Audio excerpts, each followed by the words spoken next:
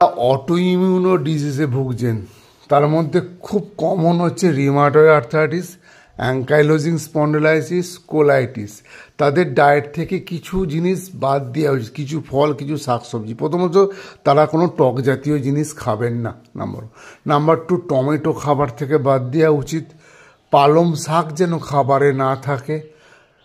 খাবারের মধ্যে বেগুন, ঢ্যাঁড়স, করলা এবং ভুট্টা বা বেবি কর্ন যারা ইউজ করে সেই জিনিসগুলো যেন না থাকে। এইগুলো সাধারণত অটো ইমিউনো ডিজিজের ক্ষেত্রে অ্যান্টিজেন অ্যান্টিবডির রিয়াকশানটাকে বাড়ায়। আর এই পেশেন্টরা সকালে উঠে 1 চামচ হলুদ, অল্প একটু গোলমরিচ, তার সঙ্গে এক্সট্রা ভার্জিন অলিভ অয়েল সকালে খালি পেটে খাওয়া উচিত।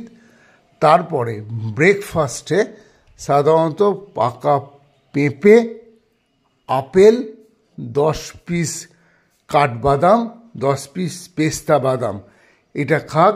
এই রেজিমেন মিনিমাম 1 মাস ফলো করুক, আস্তে আস্তে সিআরপি কমতে থাকবে এবং সিআরপির জন্য যে ব্যথা, জ্বালা, যন্ত্রণা এইগুলোও কিন্তু অনেকটা কম হয়ে যাবে। নমস্কার।